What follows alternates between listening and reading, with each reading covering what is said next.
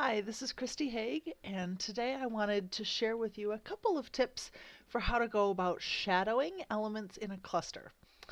This is a layout that I have finished working on using a kit called Once Upon a Christmas Crafting by Kristin CB. And you can see I am just about complete, except that I have this cluster of elements over here that do not have shadows on them yet. So I'm going to start by just zooming in on that so we can see the cluster a little bit better. And then we're going to go about adding some shadows to that. So the way I'm going to start is I'm just going to pick one of the elements in the cluster, and I'm going to go ahead and add a shadow to that. So here's the element selected in the layers palette, and I'm going to click on one of my shadows, double click on it so that it adds the shadow, and I'm going to go ahead and customize the shadow the way I want it.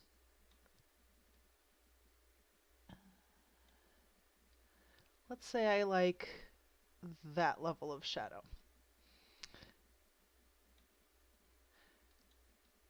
So I'm going to go ahead and click OK.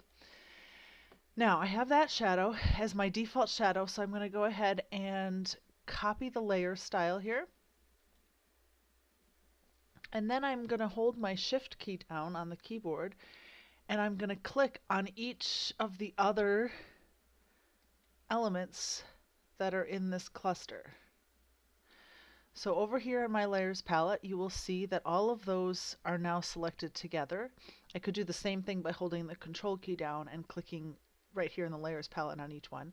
But just with my mouse hovering over one of the layers, any of them, it doesn't matter, one that's selected, I'm going to right click and I'm going to choose Paste Layer Style. And you'll see that that exact same shadow has been added to all of the elements in this group. However, now I'm going to go in and customize a few. So I'm going to start with these. I'm going to click out of it and click on just one of these two spatulas, spoons, and go over here. And when I double click on the FX again, the palette will open. And I'm going to customize this shadow. Now this is a couple tips for what you need to think about when you're doing shadows.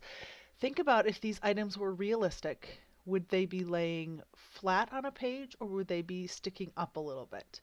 These spatulas have wooden handles, so they are rounded, which means that they are actually going to be sticking up off the page a little bit more than average. So I'm going to increase the distance and the size on those a little bit to make them look like they're really thicker and hanging up off the page a little bit more.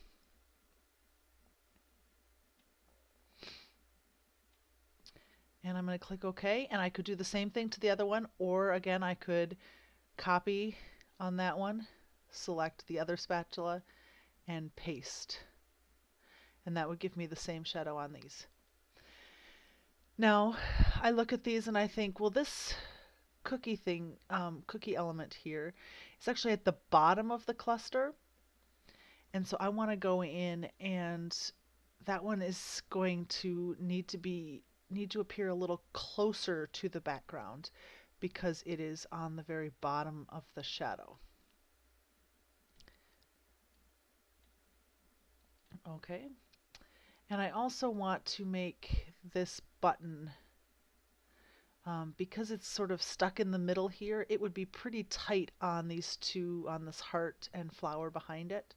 So I'm going to do the same thing again there by making it look like it's actually sitting much more right on top of those. And click OK. And there you have it. My cluster is now more appropriately shadowed, and when I zoom out, we can see the whole layout. I'll just fit on screen. There it is.